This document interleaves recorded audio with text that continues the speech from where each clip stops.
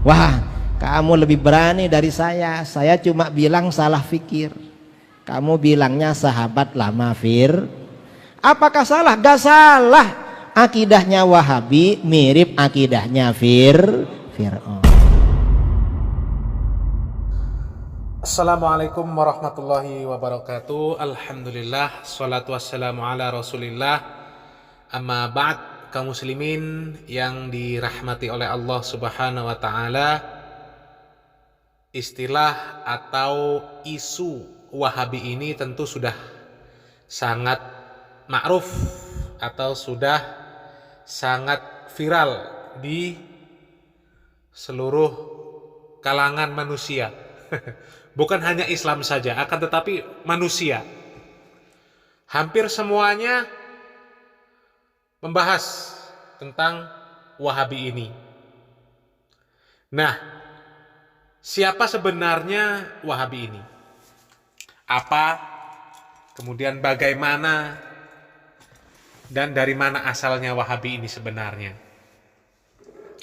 Nah, sebenarnya juga sudah banyak kajian-kajian ilmiah yang memberikan penjelasan-penjelasan tentang bagaimana sejarah munculnya sebutan atau gelar Wahabi ini. Tapi memang hanya sebagian kecil yang benar-benar mempelajari sejarahnya. Sementara sebagian besar itu hanya membeo saja, hanya ikut-ikutan. Ikut-ikutan mengatakan Wahabi. Padahal sebagian besar awam terhadap pengetahuan tentang istilah atau sebutan Wahabi ini. Mereka sama sekali tidak mengetahui dari mana asal Wahabi, bagaimana Wahabi, dan siapa Wahabi itu sebenarnya.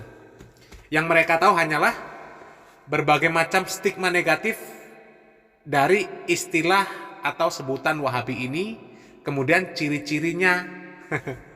Nah, di mana stigma dari sebutan Wahabi ini berasal dari kaum imperialis terutama, atau penjajah. Kemudian orang-orang munafik, ahlul bid'ah, orang-orang Syiah Rafidhah, Khawarij, dan orang-orang non-muslim tentunya, di mana mereka ini merasa terganggu atau bahkan eksistensi mereka ini terancam dengan berkembangnya dakwah yang mereka katakan Wahabi ini, di mana dakwah ini dipelopori oleh Syekh Muhammad bin Abdul Wahab. Nah, kaum imperialis tentunya sangat ketakutan ketika dakwah Wahabi ini berkembang, karena dicatat di dalam sejarah bahwa yang berani dan mampu melawan kaum imperialis atau penjajah itu adalah orang-orang yang terpengaruh oleh pemikiran dan tajdid Syekh Muhammad bin Abdul Wahab ini.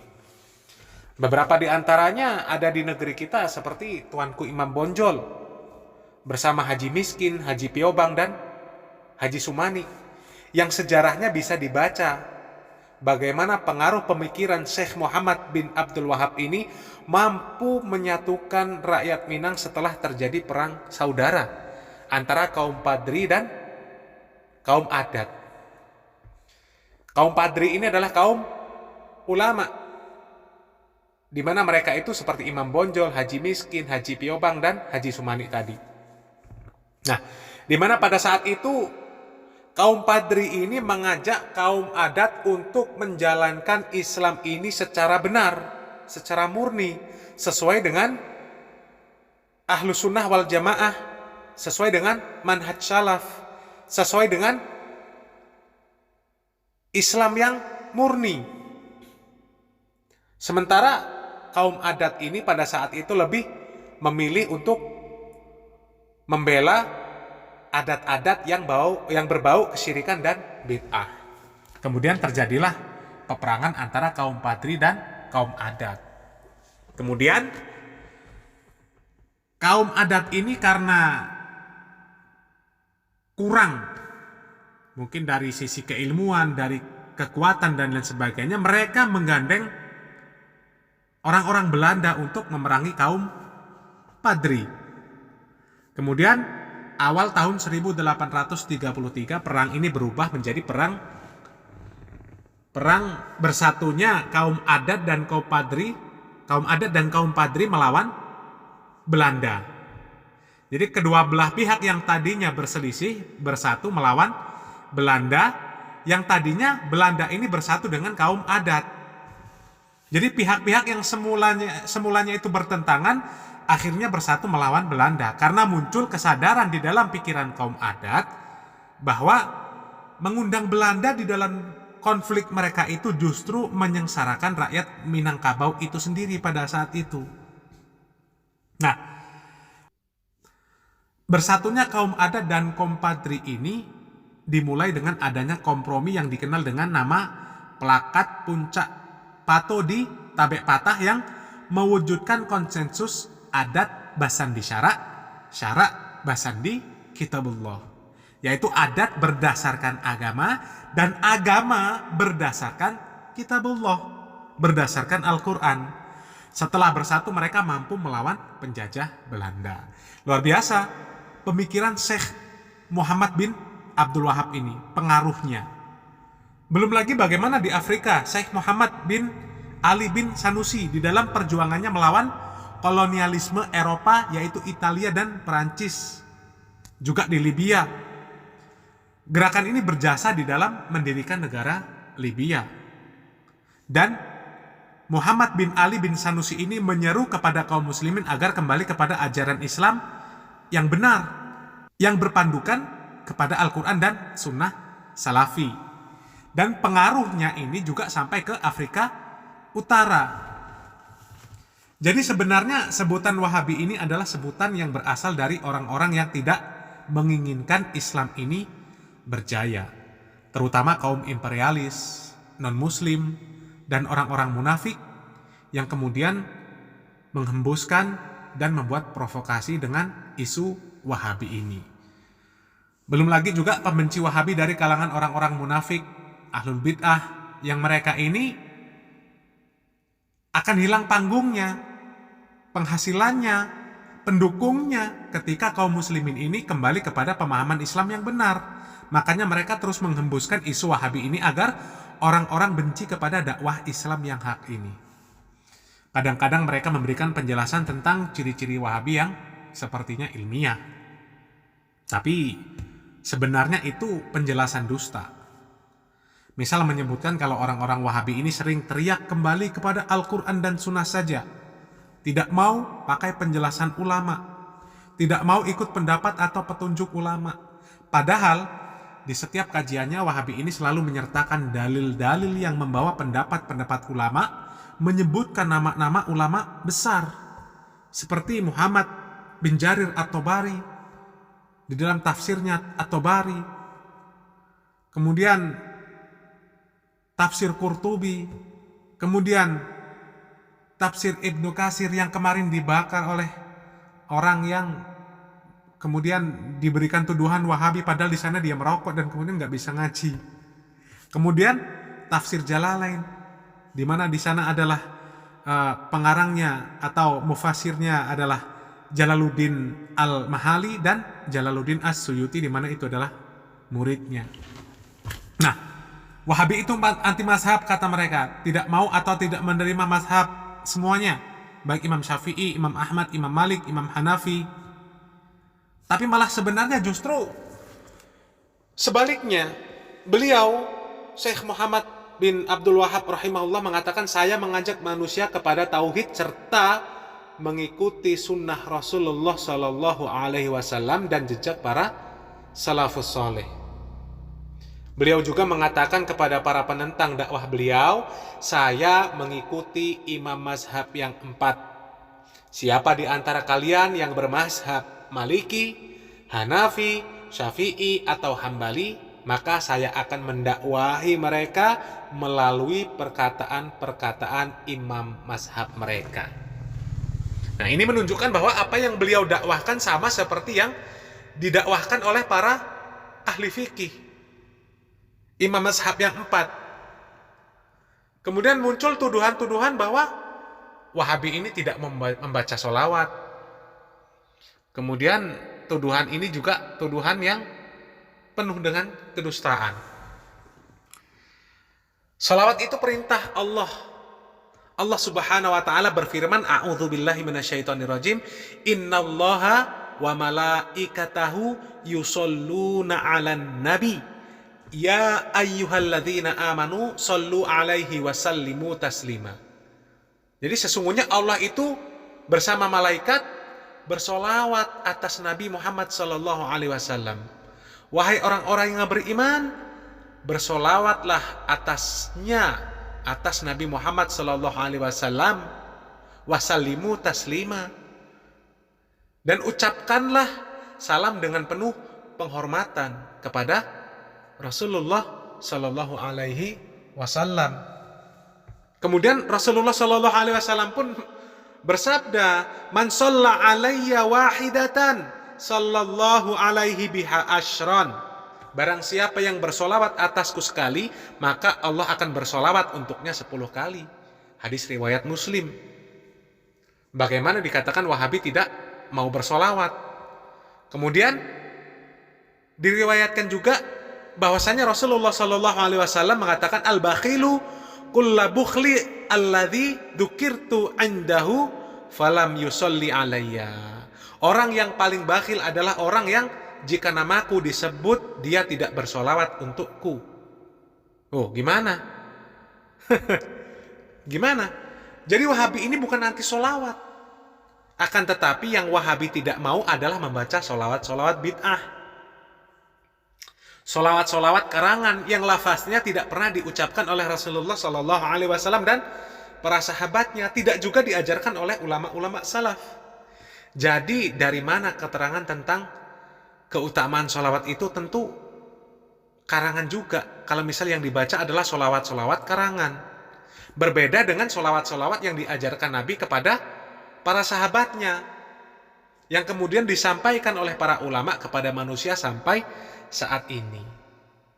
Sebagaimana dahulu ketika turun ayat perintah solawat, ketika diriwayatkan dari Ka'ab bin Ujrah radhiyallahu anhu bahwa para sahabat pernah bertanya, "Wahai Rasulullah, kami telah memahami cara memberi salam kepadamu.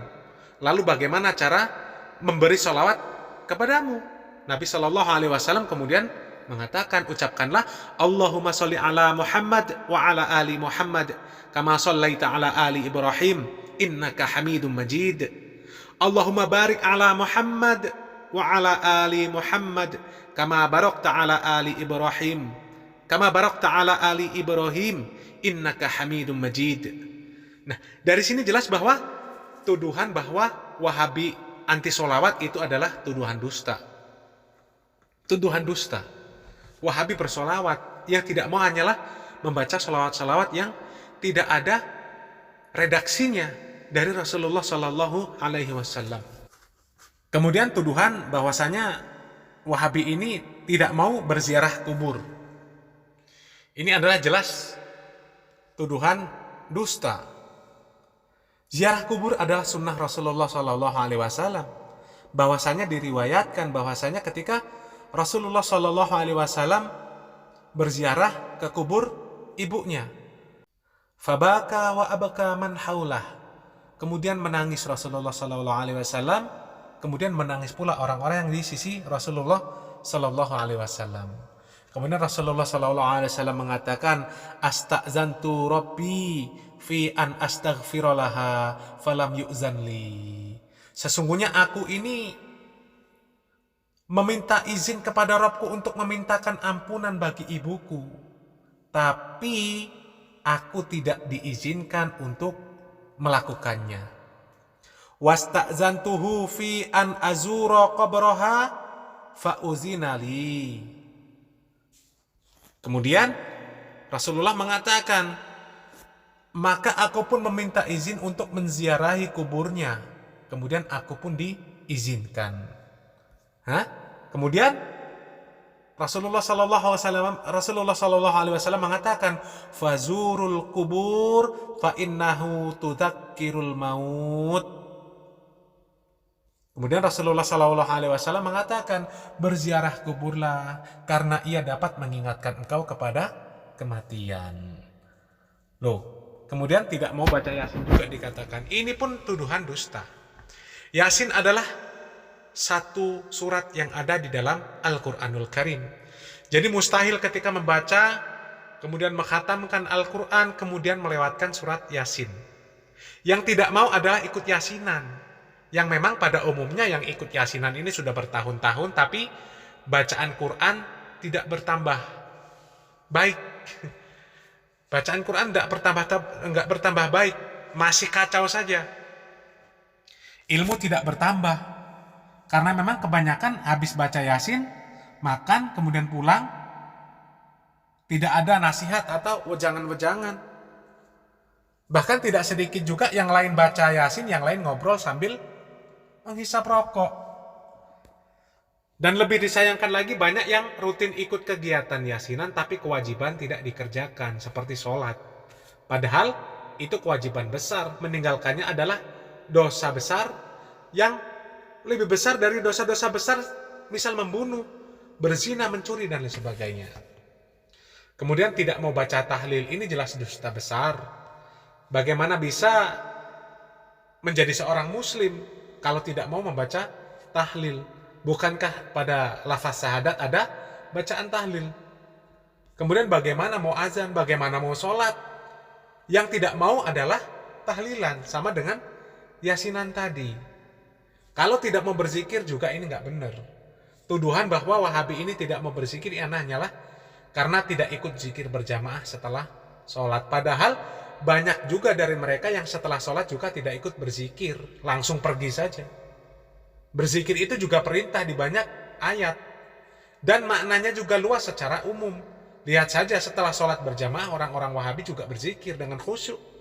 Belum beranjak sebelum selesai berzikir, kecuali ada hajat yang lain. Mengingat besarnya keutamaan berzikir setelah sholat, maka kebanyakan dari orang-orang yang disebut Wahabi itu ya mereka berzikir. Kemudian lagi lebih ekstrim dikatakan bahwa Wahabi itu radikal. Radikal dari sisi mana? Adakah Wahabi melakukan bughod atau memberontak pada pemerintahan kita? Melakukan demonstrasi, menyerang orang-orang yang tidak sefaham.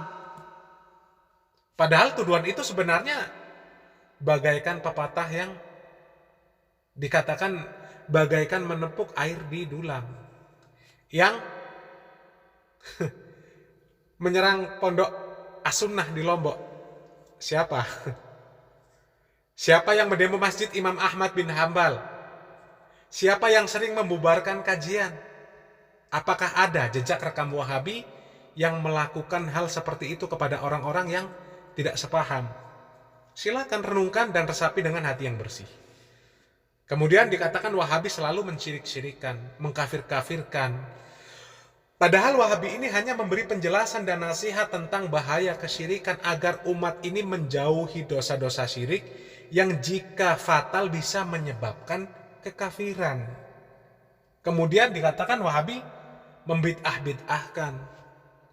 Wahabi ini sayang kepada kaum muslimin, mengajak kaum muslimin untuk beribadah sesuai dengan tuntunan Quran dan Sunnah, agar umat ini tahu dan yakin ketika beribadah bahwa ibadahnya ini benar-benar sesuai dengan tuntunan Rasulullah Shallallahu Alaihi Wasallam. Berharap kemudian keutamaan yang dijanjikan oleh Allah dan Rasulnya, bukan sebatas persangkaan semata. Misal, sholat berjamaah dijanjikan pahalanya 27 derajat. Jelas siapa yang mengatakan pahalanya 27 derajat? Tinggal jawab Rasulullah Shallallahu Alaihi Wasallam. Kemudian ketika membaca sholawat yang sesuai dengan tuntunan, kalau ditanya siapa yang mengajarkan lafaz sholawat seperti itu, Rasulullah Shallallahu Alaihi Wasallam. Bagaimana tuntunan dan cara Rasulullah Shallallahu Alaihi Wasallam mengurus jenazah, memandikan, mengkafankan, menyolatkan, mengkuburkan, mendoakan, jelas di mana disandarkan amaliyah-amaliyah tersebut sesuai dengan apa yang dilakukan oleh Rasulullah Shallallahu Alaihi Wasallam. Kalau perkara-perkara bid'ah kepada siapa mau disandarkan? Dan menjauhi perkara-perkara bid'ah adalah meminimalisir terjadinya perselisihan di kalangan kaum muslimin. Kalau dikatakan Wahabi adalah bibit-bibit teroris, ini tuduhan keji yang tidak berdasar sama sekali. Demonstrasi saja haram hukumnya. Memberontak kepada pemerintah haram hukumnya. Duri di jalanan saja disingkirkan agar orang itu bisa selamat dari gangguan atau dari bahaya tersebut. Bagaimana dikatakan kemudian bibit-bibit teroris? Ini tuduhan yang sangat keji. Kemudian dikatakan seandainya Wahabi ini berkuasa maka Ahlus Sunnah ini akan dibantai. Ini luar biasa, tuduhan yang sangat keji. Lihat di Arab Saudi, di Mekah sana, yang dikatakan di sana adalah tempatnya orang-orang Wahabi. Apakah orang-orang kemudian di sana merasa terancam? Justru banyak yang menceritakan ketika beribadah haji diberikan kenyamanan di dalam pelayanan. Kita sering mendengar orang-orang yang sudah pernah menjalankan ibadah haji, kemudian mereka rindu ingin kembali ke sana. Kalau di sana mereka terancam, tertindas, dan mau dibantai, bagaimana mungkin mereka rindu untuk kembali ke sana? Itu mustahil. Belum lagi tuduhan-tuduhan receh. Bahwasanya ciri-ciri Wahabi ini kalau laki-laki keningnya belang, kemudian jenggotnya panjang, celananya cingkrang. Kalau perempuan pakai cadar atau jilbabnya yang panjang. Itu ciri-ciri yang mereka sebutkan tentang Wahabi. Itulah ciri-cirinya yang seperti itu. Kadang mereka sendiri yang memberikan tuduhan tidak sadar, padahal mereka justru melakukan dosa-dosa, pelanggaran-pelanggaran syariat, menggibah, mengumbar aurat, bahkan kening mereka tidak sedikit yang jauh dari tempat sujud. Tapi begitu ringan mulut mereka memberikan tuduhan-tuduhan keji kepada saudara muslim. Dan ketika mereka dihadapkan dengan orang-orang yang mereka tuduh Wahabi agar mereka menjalin ukhuwah, mereka mengatakan lakum dinukum waliyadin. Kajiannya mereka bubarkan. Tapi dengan orang-orang kafir mereka tawassobil haq wa tawassobis sabr. Gereja mereka jaga, Natalan mereka ikut meriahkan. Nas'alullah salamatan wal afiyah. Itu semua adalah tuduhan-tuduhan yang diarahkan kepada orang-orang yang disebut Wahabi. Padahal itu tuduhan-tuduhan dusta. Tapi itulah cara-cara paling mudah untuk memprovokasi orang-orang awam agar membenci orang-orang yang mereka sebut dengan Wahabi. Kalau dengan cara yang benar-benar ilmiah, dengan membaca, mempelajari betul kitab-kitab yang dijadikan rujukan oleh orang-orang Wahabi, tidak mungkin. Misal kitab Usul Salasah, di mana kitab tersebut mengajarkan kepada kaum muslimin untuk mengenal Allah, untuk mengenal Tuhannya, agamanya dan nabinya, yaitu Muhammad sallallahu alaihi wasallam. Belum lagi kitab Tauhid yang isinya menggambarkan begitu luasnya khasanah keilmuan beliau. Tapi mustahil orang-orang awam diajak untuk membaca dan mempelajari kitab-kitab tersebut. Nggak akan mau. Karena memang kebanyakan nggak bisa baca kitab dan karena memang sudah terlanjur terprovokasi dengan stigma negatif tentang Wahabi. Tapi kalau diajak yasinan, tahlilan, maulidan, mereka semangat. Padahal kalau mau direnungkan juga, kebanyakan dari mereka tidak mendapatkan manfaat dari kegiatan seperti itu, kecuali hanya prasangka-prasangka saja. Dapat pahala ini dan itu. Tapi dari sisi bertambahnya khasanah keilmuan yang bisa menambahkan keimanan, meningkatkan ketakwaan mereka sangat minim. Dan karena itulah mereka mudah terprovokasi dengan isu Wahabi ini. Sedikit berbagi tentang siapa Wahabi ini. Bahwasanya Al-Imam Al-Lakhmi wafat tahun 478 Hijriah pernah ditanya tentang suatu negeri yang di situ orang-orang Wahabi membangun sebuah masjid. Bagaimana hukum sholat di dalamnya? Maka Al-Imam Al-Lakhmi pun menjawab, firqah Wahabiyah adalah firqah Khawarij yang sesat. Semoga Allah menghancurkan mereka. masjidnya wajib untuk dihancurkan, dan wajib untuk mengusir mereka dari negeri kaum muslimin. Nah, modal fatwa inilah yang dijadikan senjata oleh ahlul bid'ah, Syiah, Rafidhah, dan kelompok yang menyimpang lainnya untuk menyesatkan dakwah Syekh Muhammad bin Abdul Wahab.